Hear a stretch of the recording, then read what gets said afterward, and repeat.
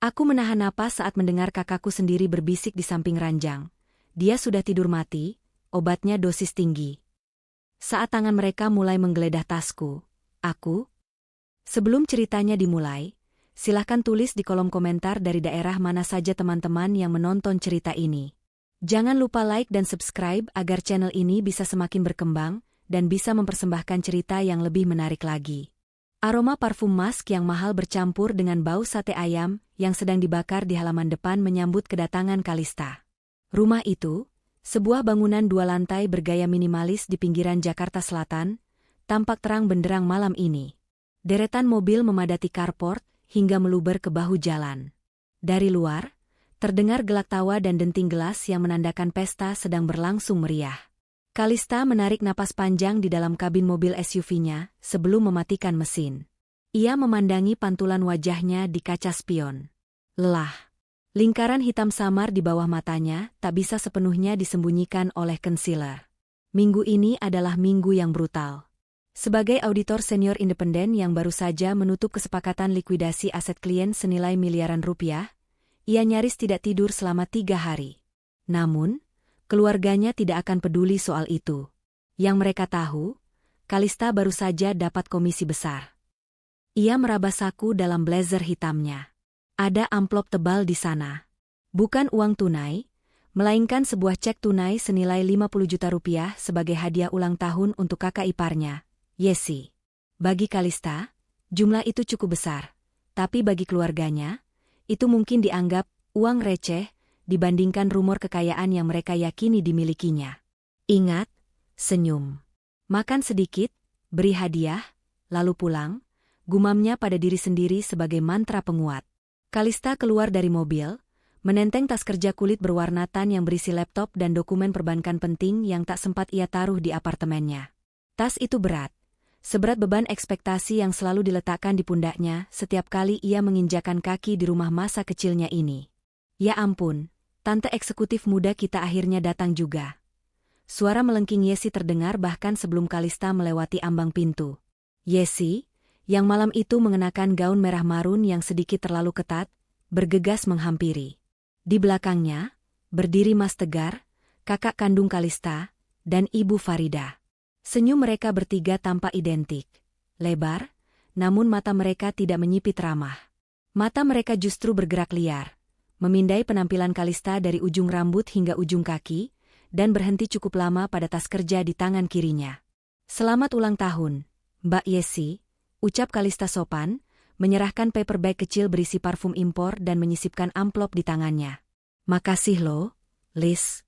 Duh, repot-repot. Yesi menerima hadiah itu, namun tangannya dengan cepat meraba ketebalan amplop sebelum tersenyum lebih lebar.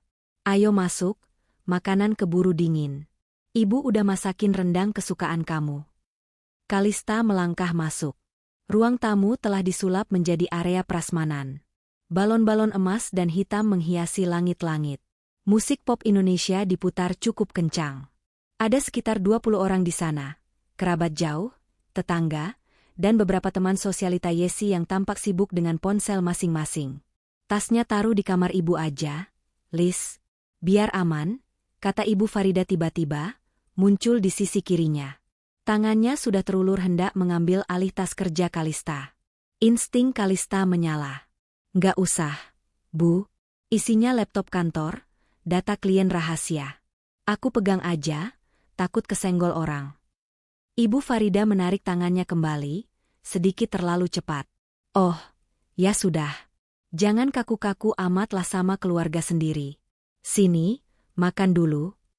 Kalista berjalan menuju meja prasmanan, namun matanya yang terlatih mengamati detail-detail ganjil. Mas Tegar tampak berkeringat dingin meski AC ruangan dipasang maksimal. Ia terus-menerus menuangkan minuman untuk para tamu dengan gerakan yang gelisah. Sesekali, Tegar dan Ibu Farida saling bertukar pandang, kode visual yang cepat dan tajam, seolah sedang memastikan posisi seseorang. Posisi Kalista. Di sudut ruangan, dekat tumpukan kado yang menggunung, duduk seorang gadis kecil dengan gaun pesta berwarna biru muda yang tampak kusut. Vika, keponakan satu-satunya, anak dari Tegar dan Yesi. Dia tidak bermain dengan anak-anak lain. Dia duduk memeluk lutut, matanya nanar menatap keramaian. Ada sesuatu yang salah di pesta ini. Kalista bisa merasakannya di tengkuk lehernya. Atmosfer di ruangan itu bukan sukacita, melainkan ketegangan yang ditutupi bedak tebal dan musik keras. Setelah setengah jam terjebak dalam basa-basi dengan para tante yang menanyakan, kapan nikah, dan gaji sekarang berapa, Kalista akhirnya berhasil meloloskan diri. Ia beralasan ingin mengambil puding di meja dessert yang letaknya agak terpencil di dekat pintu samping. Ia menyendok sedikit puding coklat ke piring kecilnya, menghela napas panjang, mencoba meredakan denyut di kepalanya. Pesta ini melelahkan. Ia baru saja akan berbalik ketika merasakan tarikan pelan di ujung blazernya. Kalista menunduk. Vika berdiri di sana. Wajah gadis 7 tahun itu pucat, kontras dengan pipinya yang biasanya merona. Tidak ada sisa coklat atau krim kue di bibirnya, hal yang aneh untuk seorang anak di pesta ulang tahun ibunya sendiri. Hei, Vika. Kenapa sendirian? Nggak main sama sepupu yang lain? Tanya Kalista lembut, berjongkok untuk menyamakan tinggi badan mereka. Vika menggeleng cepat. Matanya melirik ke arah ruang tengah, di mana Tegar sedang tertawa keras. Terlalu keras, menanggapi lelucon seorang tetangga. Yesi sedang sibuk membuka kado-kado di sofa, sementara Ibu Farida mengawasi ruangan seperti elang dari dekat dapur. Vika maju selangkah, mendesak tubuh kecilnya ke arah Kalista. Tangan mungilnya yang dingin mencengkeram lengan Kalista dengan kuat, seolah takut tantenya akan lari. "Tante." Suaranya bergetar, nyaris tak terdengar karena tertelan suara musik. Kalista mengerutkan kening, merasakan urgensi dari nada suara keponakannya. Ia mendekatkan telinganya. "Ada apa? Sayang, kamu sakit?" Vika menoleh lagi ke belakang, memastikan nenek dan ayahnya tidak melihat. Lalu, dengan bibir yang didekatkan ke telinga Kalista, ia membisikkan kalimat yang membuat darah Kalista berdesir dingin. "Tante, nenek, ayah, sama mama mau ambil uang tante. Mereka bilang mau ambil kotak hitam, tante setelah pesta nanti. Hati-hati ya, tante. Mereka bilang tante pelit dan harus dipaksa." Kalista terpaku. Waktu seolah berhenti sesaat. Musik dangdut koplo yang baru saja diputar terasa menjauh, digantikan oleh detak jantungnya sendiri yang memburu. Kalista menarik wajahnya sedikit untuk menatap mata Vika. Tidak ada kebohongan di sana. Hanya ketakutan murni. Anak-anak mungkin bisa berbohong soal siapa yang memecahkan vas bunga, tapi mereka tidak bisa merekayasa teror spesifik seperti ini. "Vika, kamu dengar mereka ngomong itu kapan?" bisik Kalista, suaranya tajam namun pelan. "Tadi siang," jawab Vika cepat, matanya mulai berkaca-kaca. "Pas ayah marah-marah di telepon sama om yang galak. Terus nenek bilang, kuncinya ada di tas tante malam ini. Jangan bilang Vika yang kasih tahu ya, Tante. Nanti ayah marah." Kalista memeluk Vika erat-erat, menyembunyikan wajah tegangnya di bahu kecil anak itu. Otaknya yang biasa bekerja analitis kini berputar dengan kecepatan penuh. "Enggak, sayang. Tante enggak akan bilang. Kamu anak pintar. Kamu anak berani. Sekarang, ambil kue ini, duduk lagi di sana, pura-pura makan ya." Vika mengangguk, mengambil piring puding dari tangan Kalista, lalu berjalan kaku kembali ke sudut ruangan. Kalista berdiri perlahan. Kakinya terasa lemas, tapi pikirannya tajam setajam silet. Ia menatap tas kerja di tangan kirinya. Kotak hitam. Tas itu berisi laptop, beberapa berkas kontrak, dan satu benda yang paling vital, hard token perbankan korporat miliknya.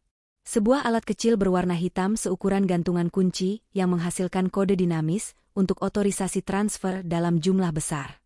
Tanpa token itu, tidak ada yang bisa memindahkan dana dari rekening bisnisnya, meskipun mereka tahu username dan passwordnya. Tapi jika mereka memiliki token itu, dan entah bagaimana berhasil mengintip PIN aksesnya, dana likuid hasil penjualan aset klien yang sementara, parkir, di rekening perantaranya bisa lenyap dalam hitungan detik. Keluarganya bukan hanya ingin meminjam uang. Mereka berencana merampoknya. Kalista mundur perlahan menuju pilar di sudut ruangan, mencari posisi strategis di mana ia bisa mengamati seluruh ruangan tanpa terlihat mencolok. Ia perlu berpikir. Emosi kecewa dan marah bergejolak di dadanya, tapi ia menekannya kuat-kuat. Panik adalah musuh. Logika adalah senjata. Mengapa sekarang? Pertanyaan itu berputar di kepalanya. Kalista tahu keuangan kakaknya, Tegar, sudah lama bermasalah. Tegar adalah tipe orang yang selalu ingin terlihat sukses tanpa mau bekerja keras. Bisnis kedai kopinya bangkrut tahun lalu ia mencoba peruntungan dijual beli mobil bekas yang juga macet. Tapi, mencuri dari adik kandungnya sendiri adalah level keputusasaan yang baru. Matanya tertuju pada tas kerjanya lagi. Di dalam saku kecil di bagian depan tas, tersimpan KBCA dan token mandiri miliknya. Ia ingat, 2 minggu lalu saat makan malam keluarga, ia pernah mengeluarkan token itu untuk melakukan transfer pembayaran tagihan rumah sakit Ibu Farida di depan mereka. Canggih ya alat itu, sekali pencet bisa kirim ratusan juta, komentar Mas Tegar waktu itu. Matanya berbinar aneh. Pinnya ribet nggak sih, Lis? Tanya Yesi saat itu, pura-pura polos sambil melirik jari Kalista yang menekan angka. Kalista memaki kebodohannya sendiri dalam hati. Ia terlalu meremehkan mereka. Ia pikir mereka hanya keluarga yang toksik dan parasit, bukan kriminal. Ternyata batas itu sudah dilanggar.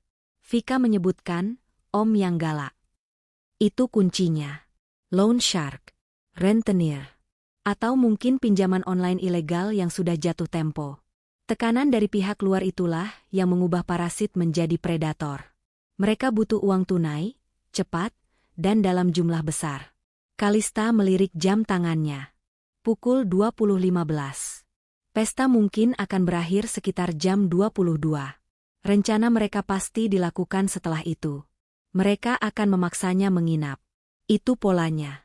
Jika ia pulang sekarang, mereka mungkin akan nekat menahannya atau bahkan melakukan kekerasan fisik jika mereka benar-benar putus asa. Ia menyentuh saku celana bahannya yang tersembunyi di balik blazer. Ponsel pintarnya ada di sana. Ia bisa saja menelepon polisi, tapi bukti apa yang ia punya? Bisikan anak 7 tahun? Polisi akan menganggap ini masalah keluarga. Lagi pula, jika polisi datang, reputasi Kalista sebagai profesional keuangan bisa tercoreng karena drama keluarga yang memalukan. Klien-klien besarnya tidak menyukai skandal. Tidak. Ia harus menangani ini sendiri. Ia harus mengamankan asetnya tanpa memicu konfrontasi fisik di tengah keramaian ini. Ia melihat Tegar berjalan ke arahnya membawa segelas sirup berwarna merah terang. Wajah kakaknya itu basah oleh keringat. Senyumnya kaku seperti topeng yang retak. Lis, kok mojok aja? Minum dulu nih. Segar. Spesial racikan Mas. Ujar Tegar, menyodorkan gelas itu. Kalista menatap cairan merah itu. Apakah ada obat tidur di dalamnya? Ataukah hanya sirup biasa? Ia tidak boleh paranoid, tapi ia juga tidak boleh naif. Lagi nggak minum manis. Mas? Diet? Tolak Kalista halus, mengangkat tangan. Air putih aja ada. Wajah Tegar berkedut sedikit. Kecewa. Ah, kamu ini. Sekali-sekali santai kenapa sih? Ya udah, ambil sendiri di sana. Tegar berbalik dengan kasar, kegugupannya makin nyata. Mereka sedang menunggu momen. Mereka butuh Kalista lengah. Mereka butuh kunci hitam itu. Kalista memutuskan untuk memainkan peran sebagai adik yang lelah tapi penurut. Ia berjalan ke meja minuman, mengambil botol air mineral segel, memastikan segel plastiknya masih utuh, dan meminumnya sedikit. Ia duduk di sofa yang agak terpisah, meletakkan tas kerjanya di pangkuan, bukan di lantai atau di meja. Posisi defensif yang halus. Dari balik bulu matanya, ia mulai melakukan apa yang paling ahli ia lakukan, mengaudit situasi. Target observasi 1, Ibu Farida. Ibunya sedang berada di dapur, berbicara dengan asisten rumah tangga sewaan. Tapi matanya terus melirik ke arah pintu kamar tamu di lantai bawah. Kamar itu biasanya disiapkan untuk Kalista jika menginap. Ibu Farida terlihat memegang kunci kamar itu, meremasnya erat-erat. Hipotesis, mereka sudah menyiapkan perangkap di kamar itu. Mungkin kunci duplikat, atau mungkin mereka akan mengunci Kalista dari luar setelah ia masuk. Target observasi 2, Yesi. Kakak iparnya sedang sibuk menggiring tamu-tamu untuk segera makan kue, seolah ingin mempercepat alur pesta. Yesi terlihat gelisah mengecek ponselnya setiap 2 menit. Hipotesis, Yesi adalah penghubung komunikasi. Mungkin dengan pihak luar, penagih utang, atau memantau situasi. Target observasi 3, Tegar. Tegar adalah eksekutor. Dia mondar-mandir di dekat pintu keluar, memastikan tidak ada jalan keluar yang mudah bagi Kalista tanpa melewatinya. Matanya merah. Dia terlihat seperti orang yang sudah minum alkohol, atau mungkin kurang tidur berhari-hari karena teror utang. Tiba-tiba, Yesi menghampiri Kalista lagi, kali ini dengan suara yang sengaja dikeraskan agar tamu lain mendengar. "Lis, kamu nginepkan malam ini? Udah malam banget loh, bahaya nyetir sendiri. Lagian besok kan Minggu. Kamar bawah udah ibu siapin. Spray baru loh." Beberapa tamu menoleh. "Iya, Mbak Kalista," begal lagi marak di jalan tol arah pusat. Celetuk seorang tetangga yang tidak tahu apa-apa. Jebakan sosial. Jika Kalista menolak keras, ia akan terlihat sombong dan tidak menghargai keluarga di depan orang banyak. Jika ia menerima, ia masuk ke kandang singa. Kalista tersenyum tipis. Senyum bisnisnya yang paling meyakinkan. "Iya, Mbak. Rencananya memang mau nginep." Badan rasanya rontok banget. Kelegaan terpancar jelas di wajah Yesi. Bahunya turun. Dia bertukar pandang cepat dengan Tegar yang berdiri di dekat pintu. Tegar mengangguk kecil. "Umpan dimakan. Bagus deh. Nanti abis tamu pulang, kita ngobrol-ngobrol santai ya bertiga." "Udah lama nggak quality time," kata Yesi riang, lalu bergegas pergi.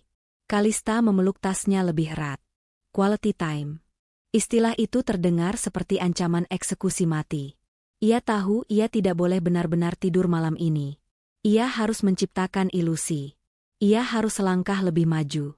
Setengah jam kemudian, perut Kalista terasa mulas. Bukan karena makanan, tapi karena asam lambung yang naik akibat stres. Ia butuh ruang privat untuk mengatur strategi digitalnya.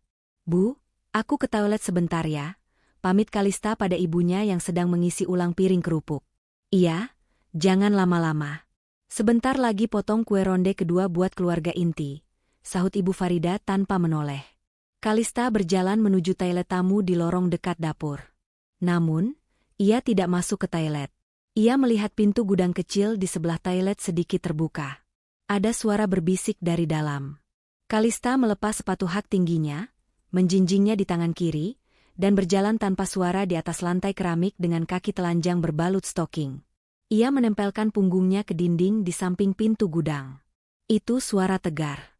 Dan suara seorang pria asing dari sambungan telepon yang di loudspeaker dengan volume rendah. "Iya, Bang. Malam ini beres.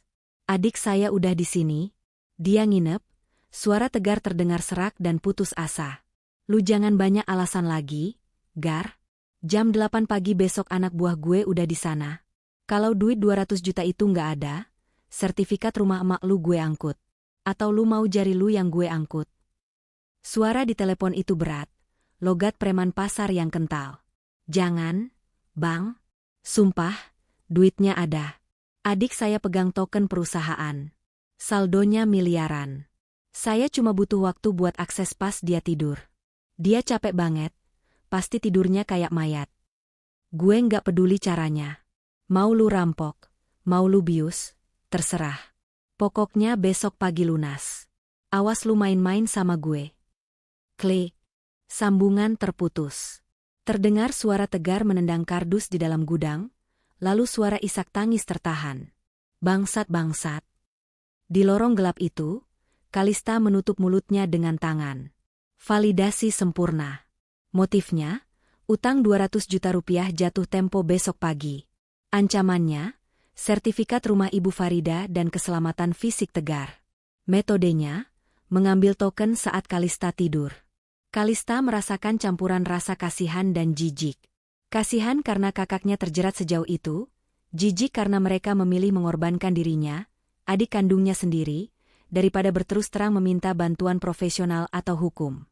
Mereka menganggap uang Kalista adalah solusi instan, tanpa memikirkan bahwa dana di rekening itu adalah uang klien. Jika uang itu hilang, karir Kalista hancur, dan ia bisa masuk penjara karena penggelapan. Mereka tidak hanya akan mencuri uangnya, mereka akan menghancurkan hidupnya. Kalista memakai kembali sepatunya. Wajahnya yang tadi lelah kini berubah dingin dan keras. Air mata yang sempat menggenang sudah kering. Dia tidak akan menjadi korban malam ini. Dia adalah auditor. Tugasnya adalah menemukan kecurangan dan memperbaikinya. Dan malam ini, dia akan melakukan audit total terhadap keluarganya sendiri. Kalista kembali ke keramaian pesta dengan rencana yang mulai terbentuk di kepalanya. Dia akan memberikan apa yang mereka inginkan. Sebuah tas, sebuah kesempatan, sebuah ilusi. Tapi hasil akhirnya akan ditentukan oleh dia, bukan mereka. Game on. Pukul 22.30. Para tamu undangan terakhir baru saja berpamitan. Suara mesin mobil yang menjauh menyisakan keheningan yang janggal di ruang tamu. Yesi mulai membereskan piring kotor dengan gerakan kasar, sementara Tegar mengunci pintu depan dengan bunyi klik ganda yang terdengar seperti segel penjara. "Kalista, kamu langsung istirahat aja. Kamarnya udah siap," ujar Ibu Farida tanpa menatap matanya. Ia sibuk mematikan lampu ruang tengah, menyisakan keremangan yang suram. "Iya, Bu. Aku duluan ya." "Kepala rasanya mau pecah," jawab Kalista. Ia membawa tas kerjanya, berjalan menuju kamar tamu di lantai bawah yang terletak di ujung lorong, tepat di seberang gudang tempat ia menguping pembicaraan kakaknya tadi.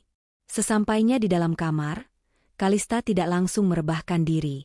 Ia menyalakan lampu tidur, lalu dengan gerakan efisien seorang auditor yang terbiasa bekerja di bawah tekanan waktu, ia mulai beraksi. Ia meletakkan tas kerjanya di atas meja rias. Dengan cepat, ia mengeluarkan laptop dan menyalakannya. Sambil menunggu booting, tangannya merogoh saku dalam tas, mengambil token, kunci hitam, yang asli, sebuah alat kecil dari bank swasta terkemuka. Ia juga mengambil token bank BUMN miliknya. Kedua benda vital itu ia masukkan ke dalam kaos kaki cadangan yang ada di koper kecil pakaian genetiknya. Lalu ia gulung rapi dan diselipkan ke dalam rongga sepatu sneakers yang ia bawa untuk olahraga besok pagi. Sepatu itu ia letakkan sembarangan di sudut kamar, di bawah tumpukan baju kotor, tempat yang paling tidak menarik perhatian pencuri amatir. Sekarang, bagian tersulit, umpan. Kalista, yang selalu terorganisir, memiliki kebiasaan menyimpan barang elektronik bekas di pouch kabelnya. Ia menemukan sebuah token bank lama yang sudah mati baterainya dan kedaluarsa 3 tahun lalu. Bentuknya identik dengan yang asli, hanya sedikit lebih kusam. Ia membersihkannya dengan tisu basah agar terlihat baru dipakai. Ia memasukkan token mati itu ke tempat semula di saku depan tas kerjanya. Belum cukup. Kalista tahu kakaknya mungkin akan mencoba menyalakan laptopnya. Ia membuka laptop, mengganti password masuk dari kombinasi rumit menjadi tanggal ulang tahun Ibu Farida, sesuatu yang pasti akan ditebak oleh keluarganya pertama kali. "Kalian mau akses? Aku kasih akses," bisiknya dingin. Namun, yang akan mereka temukan di dalam sana bukanlah emas, melainkan jebakan psikologis. Kalista membuka beberapa file dokumen kerja yang tidak penting, membiarkannya terbuka di layar, lalu menempatkan laptop itu dalam mode sleep, bukan shutdown. Ia tidak mengunci pintu kamar tidur. Ia hanya menutupnya rapat, membiarkan celah bagi predator untuk masuk.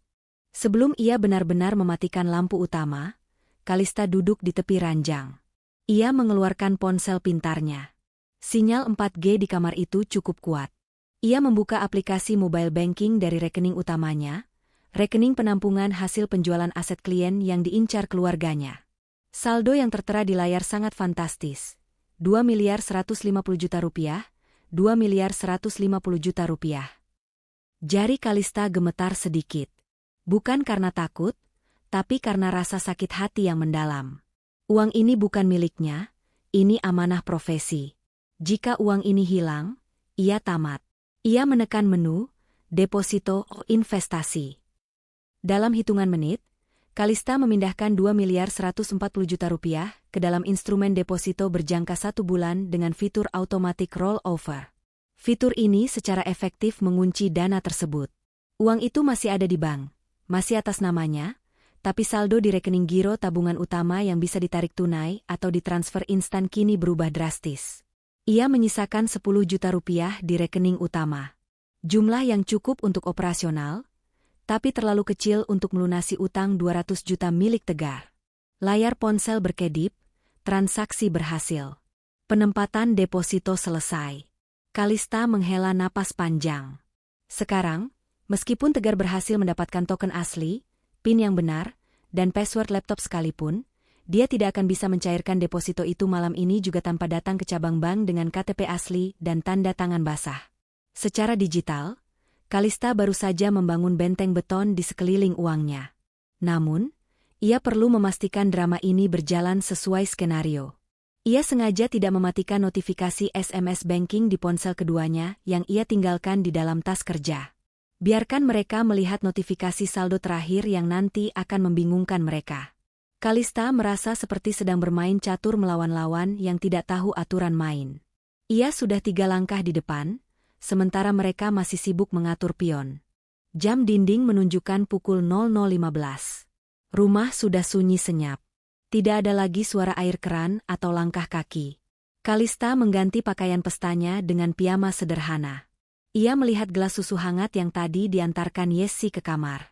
Biar tidurnya nyenyak, Liz, kata iparnya itu dengan senyum manis yang dipaksakan.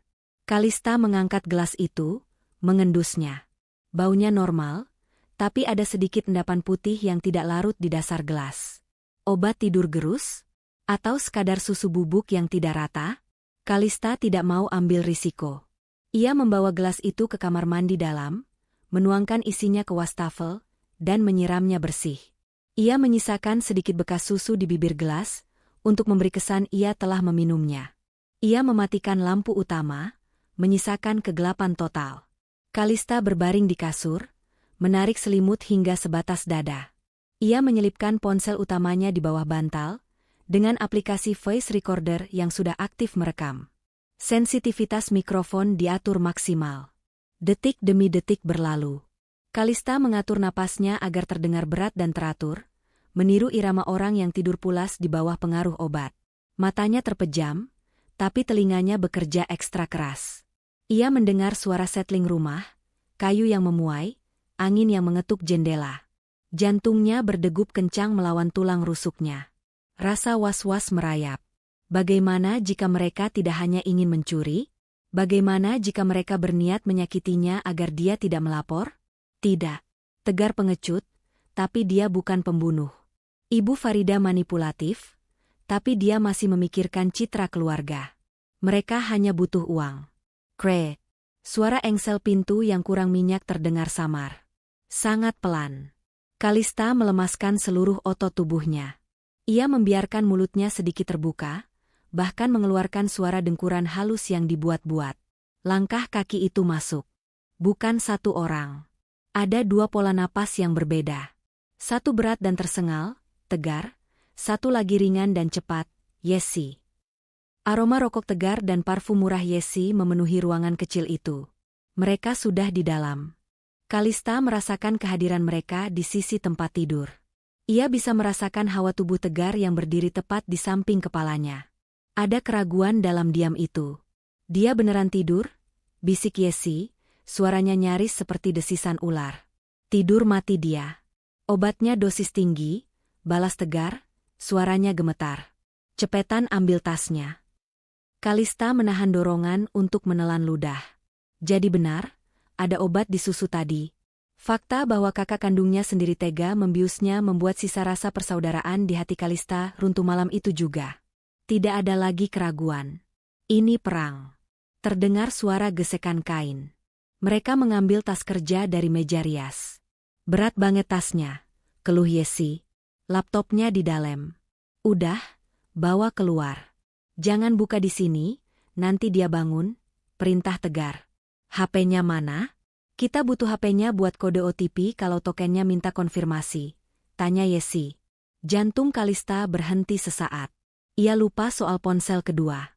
Ponsel kerja yang biasanya menerima OTP memang ada di tas, tapi ponsel pribadinya ada di bawah bantal. Itu di meja, yang warna hitam, tunjuk Tegar. Kalista bersyukur ia meletakkan ponsel keduanya, ponsel kerja, di meja rias, bukan di bawah bantal.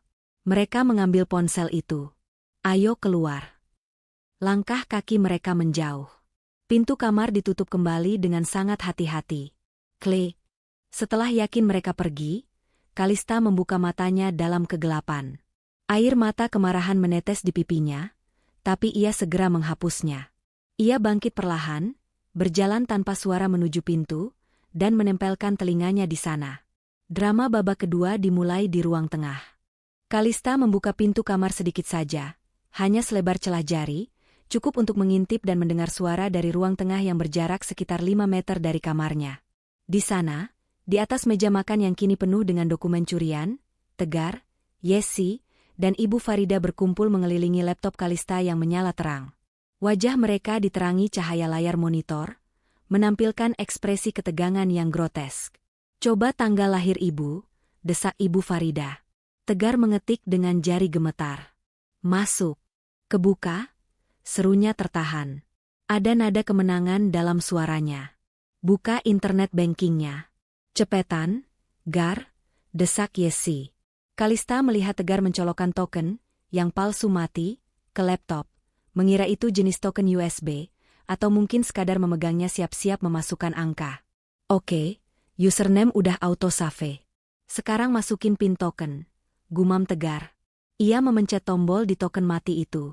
Sekali, 2 kali, 3 kali. Kok nggak nyala angkanya? Tegar mulai panik. Ia memukul pelan alat itu. "Habis baterai kali? Coba pencet yang keras." Ibu Farida ikut campur, merebut token itu dan menekannya dengan jempolnya yang kuat. Layar token tetap gelap. "Sialan, rusak ini alatnya," umpat Tegar. "Gimana mau transfer kalau nggak ada kodenya? Coba cek saldo dulu. Kan bisa lihat saldo tanpa token kalau cuma view," saran Yesi cerdas. Tegar kembali ke laptop. Ia mengklik menu informasi saldo. Hening sejenak. 3 detik yang terasa seperti selamanya. Kemudian, wajah Tegar berubah pucat pasi, seolah darah disedot habis dari kepalanya. Ia mundur selangkah, menabrak kursi hingga berdecit keras. "Gar? Kenapa?" tanya Ibu Farida. "Nol," bisik Tegar horor. "Apanya yang nol?" Yesi merebut mouse dan melihat layar. Matanya melotot. 10 juta? Cuma ada 10 juta? Nggak mungkin. Dia baru jual aset klien minggu ini. Harusnya ada 2 miliar di situ. Tegar menjambak rambutnya sendiri, frustrasi yang meledak-ledak namun harus ditahan agar tidak membangunkan singa yang sedang tidur. "Lihat mutasi rekening. Cek kemana uangnya pergi," perintah Ibu Farida, suaranya tajam namun bergetar ketakutan. Bayangan penagih utang besok pagi mulai menghantuinya. Tegar mengklik dengan panik. Nggak ada transfer keluar hari ini. Terakhir transfer seminggu lalu. Ini rekening operasional biasa. Berarti dia punya rekening lain. "Rekening rahasia?" seru Yesi. "Cari buku tabungan lain di tasnya." Mereka menumpahkan isi tas kerja Kalista ke meja. Kertas-kertas berhamburan. Pulpen, lipstik, charger. Mereka mengaduk-aduknya seperti orang gila. Nggak ada apa-apa lagi." Tegar mulai menangis, suara isaknya terdengar menyedihkan. "Mati gue besok. Mati gue." Kalista menutup pintu kamarnya kembali dengan sangat pelan. Ia bersandar di balik pintu, mendengarkan kepanikan keluarganya yang semakin menjadi-jadi. Rencananya berhasil sempurna. Mereka berhasil masuk, tapi hanya untuk menemukan bahwa harta karun itu tidak ada di sana. Kekecewaan mereka bukan karena gagal mencuri, tapi karena merasa tertipu. Dan besok pagi, saat matahari terbit, Kalista akan memberikan pukulan terakhir. Bukan dengan kekerasan, tapi dengan realitas hukum yang dingin. Jarum jam dinding bergerak lambat menyiksa, menunjukkan pukul 2 dini hari. Di ruang tengah yang hanya diterangi cahaya layar laptop, suasana berubah menjadi neraka kecil bagi Tegar, Yesi, dan Ibu Farida. "Coba cari di histori browsernya. Mungkin dia buka internet banking bank lain," desak Yesi, jemarinya yang berkeringat mencengkeram tepi meja makan. Tegar, dengan mata merah dan napas memburu, mengklik riwayat penelusuran. Kosong. Kalista selalu menggunakan mode incognito atau membersihkan riwayatnya. Kebiasaan seorang auditor yang paranoid akan keamanan data, tapi bagi Tegar saat ini, itu adalah jalan buntu. Nggak ada, nggak ada jejak apa-apa. Tegar membanting mouse pelan.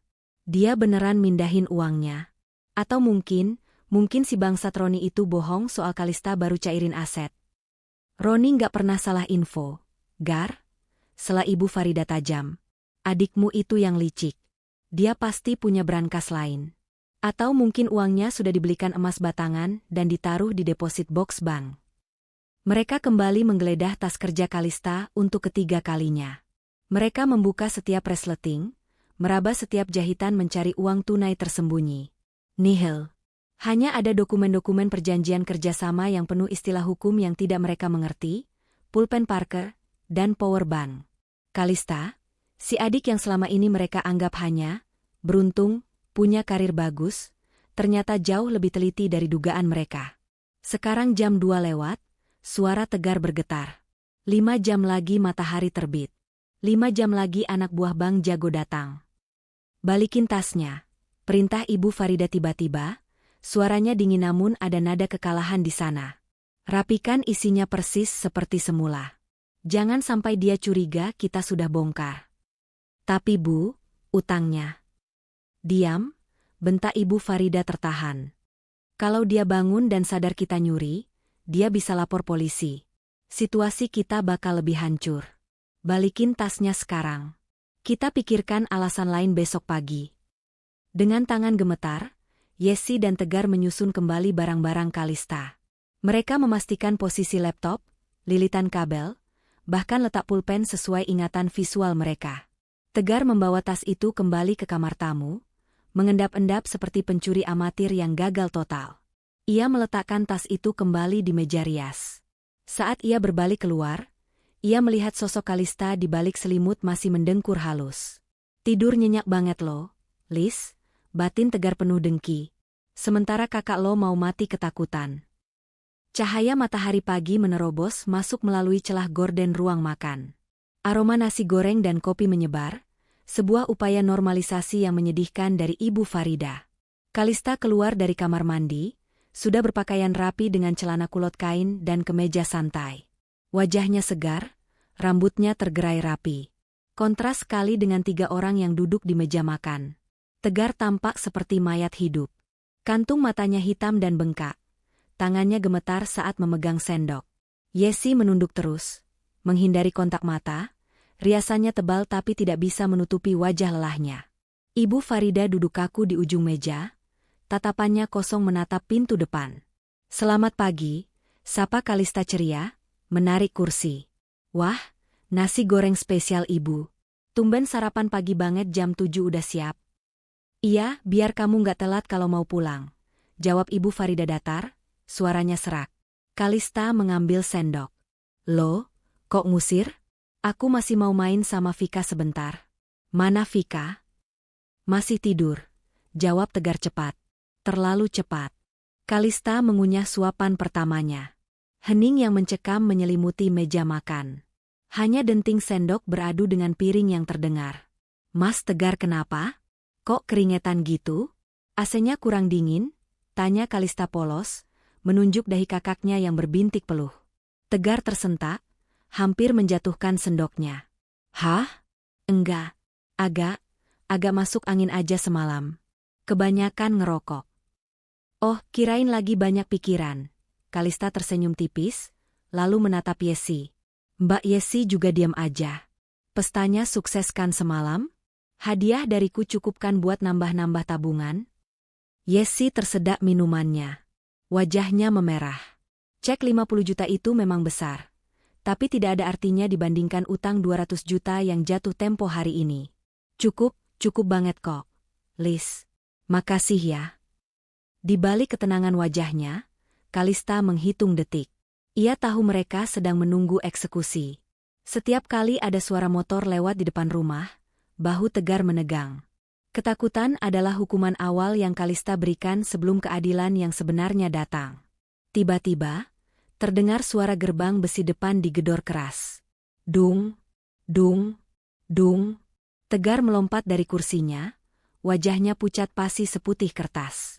Sendok di tangannya jatuh berdentang ke lantai. Tegar, keluar lo. Suara teriakan kasar terdengar dari halaman depan. Waktu penghakiman telah tiba. Kalista tetap duduk tenang, meski jantungnya berdetak lebih cepat. Ia menyeruput kopinya perlahan, sementara kepanikan meledak di ruang makan. Bu, mereka datang, Bu. Tegar mundur menjauhi pintu, seolah ingin sembunyi di balik ibunya seperti anak kecil. Jangan buka pintunya, desis Yesi panik. Mau sampai kapan gak dibuka? Mereka bakal dobrak, bentak Ibu Farida, tapi kakinya sendiri gemetar hebat. Ia tidak berani beranjak dari kursi. Suara gedoran di pintu kayu jati utama semakin keras, disertai teriakan-teriakan memaki yang membuat telinga panas. Weoye, buka. Jangan jadi pengecut. Bayar utang lo. Tetangga pasti sudah mulai keluar rumah. Rasa malu mulai merayap naik, lebih menyakitkan daripada rasa takut. Itu siapa, Mas? Tanya Kalista, pura-pura bingung namun nadanya mulai tegas. Teman Mas Tegar? Kok cara tamunya begitu? Tegar tidak menjawab. Ia hanya menatap pintu dengan horor. Akhirnya, karena tidak ada yang bergerak, Kalista yang berdiri. Jangan, Lis. Jangan ke sana, cegah Yesi, menarik tangan Kalista. Kalista menepis tangan iparnya dengan dingin. Kalau kalian gak mau hadapi, biar aku yang cek. Malu sama tetangga. Kalista berjalan menuju ruang tamu, diikuti tatapan ngeri keluarganya. Ia membuka pintu utama lebar-lebar. Di teras, berdiri 3 orang pria bertubuh kekar. 1 orang memakai jaket kulit hitam meski matahari sudah terik, 2 lainnya memakai kaos ketat yang menonjolkan tato di lengan mereka. Wajah mereka garang, tipikal penagih utang lapangan yang dibayar untuk mengintimidasi. Melihat pintu terbuka, si pemimpin, pria berjaket kulit, langsung maju hendak mendorong masuk. Mana Tegar? Suruh dia keluar. Bentaknya, aroma rokok kretek menyembur dari mulutnya. Kalista tidak mundur selangkah pun. Ia berdiri tegak di ambang pintu, menghalangi akses mereka dengan tubuhnya yang jauh lebih kecil namun memancarkan aura otoritas yang tak terduga. Selamat pagi, ucap Kalista datar. Saya pemilik rumah ini saat ini karena ibu saya sedang sakit di dalam. Ada perlu apa teriak-teriak di properti pribadi? Si penagih utang tertegun sejenak. Biasanya orang akan ketakutan atau menangis. Wanita di depannya ini menatap matanya tanpa berkedip. Urusan gue bukan sama lu, Nona. Urusan gue sama Tegar. Dia utang 200 juta, janji lunas pagi ini. Kalau nggak bayar, kita angkut barang. Di belakang Kalista, Tegar mengintip dari balik tirai ruang tengah, gemetar. Vika, yang terbangun karena keributan, berdiri di tangga lantai 2 sambil memeluk boneka. Matanya terbelalak ketakutan melihat preman-preman itu.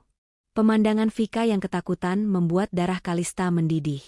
Ini bukan lagi soal pelajaran buat kakaknya, ini soal melindungi keponakannya dari trauma. Kalista melangkah maju 1 langkah, keluar ke teras, dan menutup pintu di belakangnya agar Vika tidak melihat lebih banyak. Ia berhadapan langsung dengan 3 preman itu. Siapa nama bapak? Tanya Kalista tenang. Ia mengeluarkan ponselnya, tapi bukan untuk merekam, melainkan membuka aplikasi catatan. Nggak usah tanya nama. Mana duitnya? Si preman mulai emosi, tangannya mengepal. Dengar, potong Kalista, suaranya rendah namun tajam, menggunakan intonasi yang biasa ia pakai saat menginterogasi direktur keuangan yang korup. Saya Kalista, auditor keuangan berlisensi. Saya tahu prosedur penagihan. Anda tidak membawa surat penyitaan dari pengadilan, kan? Anda hanya membawa surat kuasa bawah tangan. Si preman mendengus, bacot, gue nggak butuh pengadilan. Ini urusan laki-laki. Kalau Anda memaksa masuk dan mengambil barang tanpa putusan pengadilan, itu pasal 365 KUHP, pencurian dengan kekerasan. Ancaman 9 tahun penjara, Kalista menyebut pasal itu dengan fasih. Dan di sudut sana ada CCTV tetangga yang merekam wajah kalian. Kalista menunjuk sembarangan ke arah tiang listrik di seberang jalan. Para preman itu refleks menoleh. Ragu. Saya yang pegang kendali keuangan keluarga ini sekarang. Lanjut Kalista cepat, memanfaatkan keraguan mereka. Tegar tidak punya uang. Dia bangkrut. Kalau kalian pukuli dia sampai mati pun, uangnya nggak akan keluar. Terus lu mau bayarin? Tanya si preman, nadanya sedikit menurun, mencium bau uang. Tunjukkan surat pengakuan utang, SPU-nya, pinta Kalista, mengulurkan tangan. Si preman merogoh saku jaketnya, mengeluarkan kertas lecek bermaterai. Kalista membacanya sekilas. Bunga berbunga. Utang pokok 100 juta, membengkak jadi 200 juta dalam 6 bulan. Mencekik. Kalista memfoto surat itu dengan ponselnya. Saya akan audit utang ini. Saya butuh waktu 24 jam untuk verifikasi legalitas dan menghitung aset yang bisa dicairkan, kata Kalista tegas. Kalian pulang sekarang. Jangan buat keributan. Kalau kalian ribut lagi, saya panggil polisi dan kita selesaikan secara pidana, bukan perdata. Uang kalian gak akan balik kalau Tegar di penjara. Si preman menatap Kalista tajam, menimbang-nimbang. Wanita ini tidak main-main. Dia terlihat seperti orang yang punya koneksi hukum. Besok pagi jam segini gue balik. Kalau nggak ada duit, rumah ini gue bakar.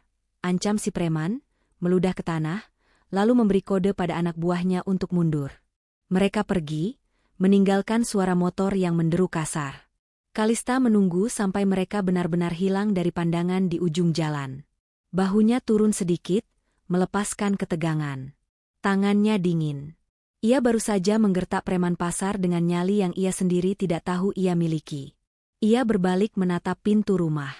Sekarang, giliran menghadapi preman yang sebenarnya, keluarganya sendiri. Kalista membuka pintu dan masuk kembali ke dalam rumah. Suasana di dalam hening seperti kuburan. Tegar sudah duduk merosot di lantai ruang tamu, kepalanya di antara lutut. Ibu Farida menangis tanpa suara di sofa. Yesi mematung. Vika masih di tangga. Kalista langsung berjalan ke arah tangga. Vika, sayang, masuk kamar dulu ya. Pasang headphone, nonton kartun. Tante mau bicara sama ayah sebentar, ujar Kalista lembut, senyumnya hangat seolah tidak baru saja menghadapi bahaya. Vika mengangguk patuh dan berlari naik. Setelah pintu kamar Vika tertutup, senyum di wajah Kalista lenyap seketika. Ia berjalan ke tengah ruangan, berdiri menjulang di hadapan kakaknya yang duduk di lantai. Bangun, perintah Kalista. Tegar mendongak, matanya basah. Lis, makasih, sumpah Lis, gue nggak tahu harus gimana lagi. Aku bilang bangun, bentak Kalista, suaranya menggelegar memenuhi ruangan. Ibu Farida tersentak kaget. Ia belum pernah melihat Kalista semarah ini. Kalista yang mereka kenal adalah anak manis yang penurut. Tegar tertatih-tatih berdiri, tidak berani menatap mata adiknya. 200 juta, Kalista menyebut angka itu dengan jijik. Demi 200 juta, kalian berencana merampok aku tadi malam. Hening. Mereka bertiga terdiam. Wajah Yesi pucat. Jangan nuduh sembarangan. Lis, Ibu Farida mencoba membela diri, suaranya lemah. Kami nggak ada niat ngerampok. Kami cuma... Cuma apa? Potong Kalista tajam.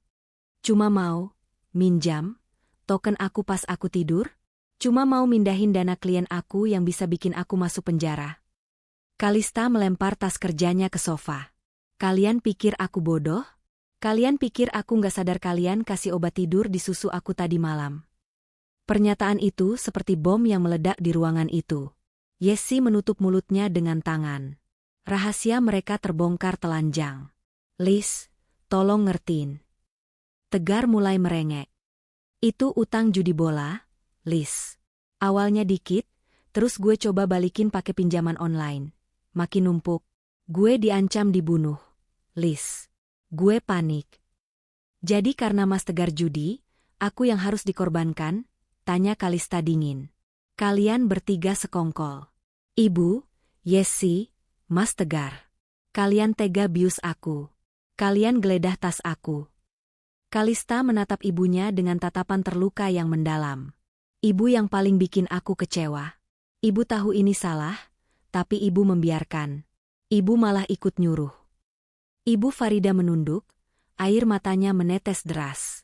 Rasa malu dan bersalah akhirnya menembus ego tuanya. Sekarang dengerin baik-baik, ucap Kalista, nadanya final. Aku sudah mengusir preman itu, tapi bukan berarti masalah selesai. Utang itu masih ada. Dan aku punya bukti rekaman suara rencana busuk kalian tadi malam. Mata Tegar terbelalak. Rekaman? Ya. Semua percakapan kalian di kamar aku, di ruang tengah saat kalian panik karena saldonya 0, semuanya terekam.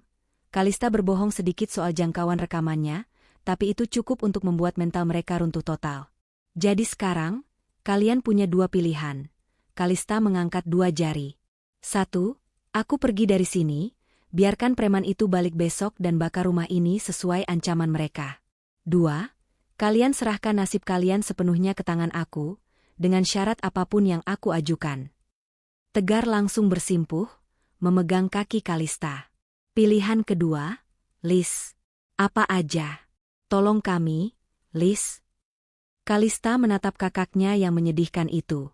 Tidak ada rasa kemenangan, hanya kelelahan yang amat sangat. Baik, kata Kalista pelan. Siapkan sertifikat rumah ini dan BPKB mobil kalian. Kita ke notaris sekarang. Perjalanan menuju kantor notaris terasa seperti iring-iringan menuju pemakaman. Kalista menyetir mobil SUV-nya sendiri, sementara Tegar duduk di kursi penumpang depan dengan kepala tertunduk. Di kursi belakang, Ibu Farida dan Yesi duduk kaku, menjaga jarak satu sama lain. Keheningan di dalam kabin mobil yang ber-AC dingin itu begitu menyesakkan. Tidak ada musik, hanya suara ban bergesekan dengan aspal. Kalian masih menyangkal soal rencana bius itu? Tanya Kalista tiba-tiba, matanya tetap fokus ke jalan raya.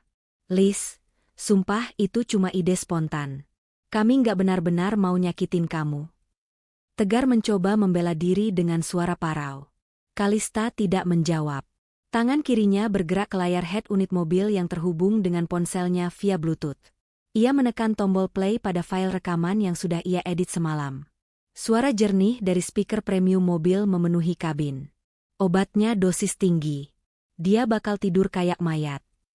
Suara Tegar, cepetan ambil tasnya, laptopnya di dalam. Suara Yesi, kalau duit 200 juta itu nggak ada, sertifikat rumah emak lu gue angkut. Suara penagih di telepon. Wajah Ibu Farida di kursi belakang memucat. Mendengar suara mereka sendiri yang merencanakan kejahatan terhadap anggota keluarga, diucapkan dengan nada dingin dan penuh perhitungan, terasa jauh lebih mengerikan daripada saat melakukannya. Itu adalah bukti tak terbantahkan dari pengkhianatan darah. Itu suara kalian, kan? Tanya Kalista datar. Ia mematikan rekaman itu. Secara hukum, ini percobaan pencurian dengan pemberatan dan perencanaan. Kalau aku bawa ini ke polisi sekarang, kalian bertiga tidur di sel malam ini. Vika akan diserahkan ke dinas sosial karena orang tuanya dipenjara. Isak tangis Yesi pecah di kursi belakang. Jangan, Lis tolong. Vika jangan dibawa-bawa. Maka dari itu, berhentilah berbohong. Potong Kalista tajam. Kita akan ke notaris rekananku. Kita akan lakukan ini dengan cara legal. Tidak ada lagi drama keluarga. Mulai detik ini, hubungan kita adalah kreditur dan debitur. Mobil berbelok masuk ke pelataran ruko kantor notaris. Kalista mematikan mesin. Hapus air mata kalian. Jangan bikin malu di depan staf notaris. Masuk ke sana sebagai orang dewasa yang bertanggung jawab atas kekacauan yang kalian buat, perintah Kalista sebelum keluar dari mobil. Kantor notaris Opat, Sarwono Rekan, berbau kertas tua dan pengharum ruangan lavender. Pak Sarwono, notaris senior yang sudah mengenal Kalista secara profesional, menyambut mereka dengan ramah namun sedikit bingung melihat wajah-wajah tegang keluarga itu. Silakan duduk, Bu Kalista. Draft yang Ibu minta via email tadi pagi sudah kami siapkan, ujar Pak Sarwono, meletakkan tumpukan berkas tebal di atas meja kayu mahoni. Tegar menatap tumpukan kertas itu dengan was-was. Ini surat apa, Lis? Surat utang piutang biasa, kan? Kalista duduk dengan punggung tegak, menyilangkan kaki dengan anggun. Bukan. Kalau cuma surat utang, Mas Tegar pasti akan kabur lagi atau cari alasan buat nggak bayar. Aku nggak mau jadi penagih utang seumur hidup. Kalista menyorongkan berkas itu ke hadapan ibunya. Ini adalah akta jual beli, AJB, dan perjanjian pengikatan jual beli, PPJB, bersyarat, jelas Kalista. Aku tidak meminjamkan uang 200 juta untuk melunasi utang Mas Tegar. Aku membeli rumah ibu dan mobil Mas Tegar seharga total utang kalian, ditambah biaya renovasi mental yang harus aku keluarkan. Maksudnya? Suara Ibu Farida bergetar hebat. Rumah ibu jadi milik kamu. Secara hukum, ya. Mulai hari ini, sertifikat rumah akan balik nama atas nama Kalista Andini, jawab Kalista tanpa ragu. Tapi, aku menyertakan klausul buyback, pembelian kembali. Kalian boleh tetap tinggal di sana, tapi status kalian adalah penyewa. Penyewa di rumah sendiri? Tegar setengah berteriak, tidak terima. Rumah aku, Mas. Bukan rumah kalian lagi, koreksi Kalista dingin. Uang 200 juta yang akan aku transfer ke preman itu adalah harga pembelian aset ini. Kalau kalian mau rumah ini kembali, kalian harus mencicilnya kembali padaku beserta bunganya dalam waktu 5 tahun. Jika gagal bayar 3 bulan berturut-turut, aku berhak mengusir kalian dan menjual rumah itu ke orang lain. Yesi membelalak. Lis, kamu tega banget. Lebih tega mana sama orang yang membius adiknya sendiri, balas Kalista telak. Suasana hening. Hanya terdengar suara detik jam dinding. Mereka terpojok. Di luar sana, ancaman preman menunggu. Di sini, mereka kehilangan hak milik tapi masih punya atap untuk berteduh. Tanda tangan, atau kalian hadapi preman itu sendiri nanti malam, ucap Kalista sambil menyodorkan pulpen mahal miliknya. Dengan tangan gemetar dan air mata yang menetes membasahi kertas, Ibu Farida menandatangani pelepasan hak atas rumah yang sudah ia tinggali selama 30 tahun itu. Diikuti oleh Tegar yang menyerahkan kepemilikan mobilnya. Transaksi selesai. Aset berpindah tangan. Kalista kini memegang kendali penuh. Siang harinya, mereka kembali ke rumah. Suasana rumah itu terasa berbeda sekarang. Bukan lagi rumah masa kecil yang hangat, melainkan sebuah aset properti yang dikelola oleh manajemen baru. Kalista tidak membuang waktu. Ia menyuruh Tegar menghubungi si penagih utang via video call. Halo, Bang? Sapa Tegar gugup saat wajah garang si preman muncul di layar ponsel. Kalista mengambil alih ponsel itu. Selamat siang. Saya Kalista. Sesuai janji, saya akan melunasi pokok dan bunga utang Tegar sebesar 200 juta rupiah sekarang juga. Kirimkan nomor rekening. Oke, Nona galak. Gue kirim via WA. Awas kalau bohong, jawab preman itu. Dalam 2 menit, Kalista melakukan transfer via mobile banking, menggunakan dana pribadinya yang ada di deposito, yang ia cairkan sebagian dengan penalti, pengorbanan kecil demi kemenangan besar. Ia mengirimkan bukti transfer itu. Lunas. Jangan pernah injakan kaki di rumah ini lagi. Kalau saya lihat muka kalian atau anak buah kalian di radius 100 meter, saya lapor polisi atas dasar pemerasan karena utang sudah lunas. Ancam Kalista. Beres, bos. Senang berbisnis sama orang pintar, sambungan terputus. Tegar merosot di sofa, lega luar biasa karena nyawanya selamat. Makasih, Lis. Makasih banyak. Jangan duduk dulu, kata Kalista. Ia berdiri di tengah ruang tamu, menatap keluarganya satu persatu. Kita belum selesai. Utang luar lunas, tapi utang kalian ke aku baru dimulai. Kalista berjalan menuju meja makan, meja yang semalam menjadi saksi bisu rencana kejahatan mereka. Ia meletakkan salinan akta notaris di sana. Mulai hari ini, aku pemilik rumah ini. Dan sebagai pemilik, aku menetapkan aturan baru. Ibu Farida, yang biasanya memegang kuasa di rumah itu, kini duduk di pojok, tampak lebih tua 10 tahun dalam sehari. Ia sudah kehilangan mahkotanya. Aturan pertama, Kalista menunjuk ibunya. Ibu tidak boleh lagi memegang uang belanja bulanan. Semua kebutuhan rumah, listrik, air, makan, akan aku bayar langsung via transfer atau belanja online. Ibu sudah terbukti tidak bijak mengelola keuangan dan membiarkan Mas Tegar memanipulasi ibu. Ibu Farida mengangguk lemah, tidak berani membantah. Aturan kedua, telunjuk Kalista beralih ke Yesi. Mbak Yesi harus cari kerja. Bisnis kue online, jadi admin, terserah. Pemasukan rumah ini kurang. Cicilan kalian ke aku mulai bulan depan sebesar 4 juta rupiah per bulan. Dan aturan ketiga, khusus buat Mas Tegar, tatapan Kalista menajam. Tegar menelan ludah. Apa? Lis? Gue bakal cari kerja, janji. Bukan cari, Tapi menerima apa yang aku kasih. Koreksi Kalista. Ia mengeluarkan kartu nama dari saku blazernya dan melemparkannya ke meja. Itu kartu nama sebuah restoran waralaba ayam goreng terkenal. Temanku manajer area di sana. Mereka butuh staf gudang dan cuci piring. Gajinya UMR, tapi cukup buat bayar cicilan kalau Mas nggak banyak gaya. Wajah Tegar memerah padam. Lis, gue sarjana ekonomi, masa jadi tukang cuci piring? Sarjana ekonomi yang bangkrut, judi, dan mau ngerampok adiknya sendiri, sindir Kalista pedas. Harga diri Mas sudah habis semalam di meja ini. Ambil pekerjaan itu, atau angkat kaki dari rumah ini sekarang juga. Ingat, mobil Mas sudah jadi milikku, jadi Mas naik motor atau angkot ke sana. Tegar mengepalkan tangannya, ego laki-lakinya hancur lebur. Tapi ia menatap sekeliling. Ia melihat istri dan ibunya yang ketakutan. Ia melihat rumah yang kini bukan lagi miliknya. Ia tidak punya pilihan. Oke, gue ambil, bisik Tegar. Bagus. Satu lagi, tambah Kalista. Setiap hari Jumat, Mas Tegar wajib menyerahkan slip bukti kehadiran dan laporan gaji ke aku. Kalau ketahuan judi lagi walau cuma 10.000 perak, aku sita semua akses dan usir Mas dari sini. Paham? Paham. Mbak Yesi, lanjut Kalista. Tugas Mbak memastikan Vika tidak pernah tahu soal kejadian ini. Di depan Vika, aku adalah tante yang baik yang membantu ayahnya bisnis. Jangan racuni otak anak itu dengan kebencian. Iya, Lis. Janji, jawab Yesi cepat. Kalista menghela napas panjang.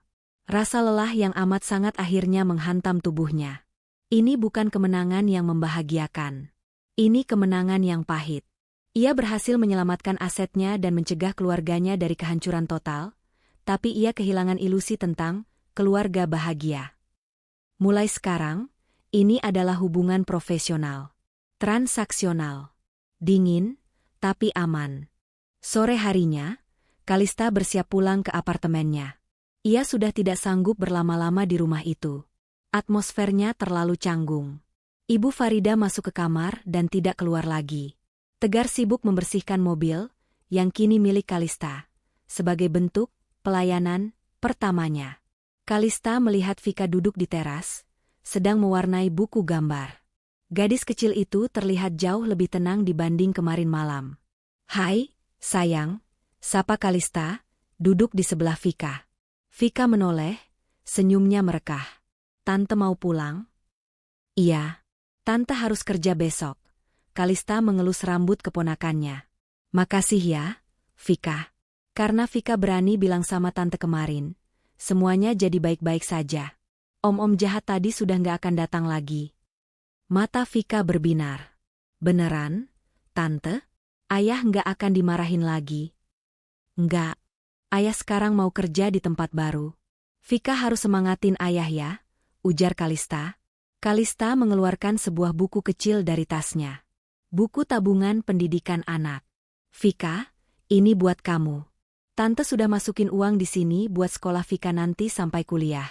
Tapi bukunya tante yang pegang ya, biar aman, kata Kalista. Ia tidak akan membiarkan Tegar atau Yesi menyentuh masa depan anak ini.